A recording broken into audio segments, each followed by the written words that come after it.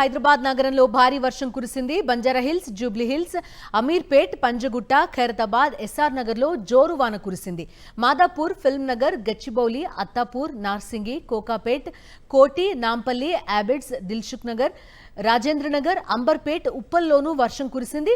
అటు సికింద్రాబాద్, కాచిగూడ, నారాయణగూడ, చిక్కడపల్లి, హయత్ నగర్, వనస్థలిపురం, ఎల్బీ నగర్ ప్రాంతాల్లోనూ వర్షం దంచికొట్టింది. అకాల వర్షంతో నగరమంతా అతలాకుతలమైంది.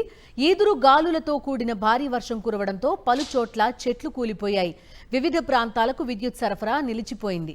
సహాయక చర్యల్లో తీవ్ర జాప్యం నెలకొనడంతో ప్రజలు ఇబ్బంది పడుతున్నారు. పలు ప్రాంతాల్లో భారీగా ట్రాఫిక్ జామ్ ఏర్పడింది. భారీ వర్షానికి లోతట్టు ప్రాంతాలు జలమయమయ్యాయి. ఈ నేపథ్యంలో సహాయక చర్యలపై మంత్రి పొన్నం ప్రభాకర్ అధికారులతో సమీక్ష జరిపారు. జీహెచ్ఎంసీ అధికారులను అప్రమత్తం చేశారు. కూలిన చెట్లను వెంటనే తొలగించాలని డీఆర్ఎఫ్ సిబ్బందిని ఆదేశించారు. ట్రాఫిక్ ఇబ్బంది లేకుండా చర్యలు తీసుకోవాలన్నారు. మరోసారి భారీ వర్షం పడే అవకాశం ఉందని వాతావరణ శాఖ హెచ్చరించిన నేపథ్యంలో రోడ్లపై నీరు నిలిస్తే వెంటనే తొలగించాలని సూచించారు మంత్రి పొన్నం. ప్రజలంతా అప్రమత్తంగా ఉండాలని కోరారు.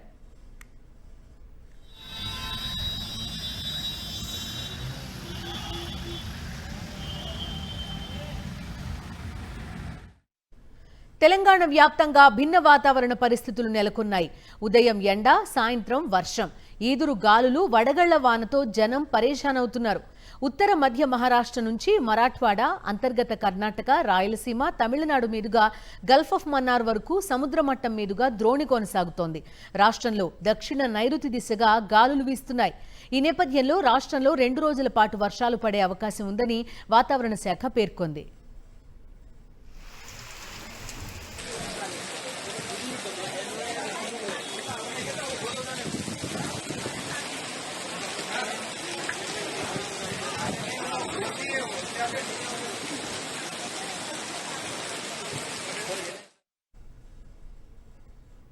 క్యుములోనింబస్ మేఘాలు కమ్ముకుని అక్కడక్కడ వర్షాలు పడే అవకాశం ఉందని హైదరాబాద్ వాతావరణ శాఖ వెల్లడించింది.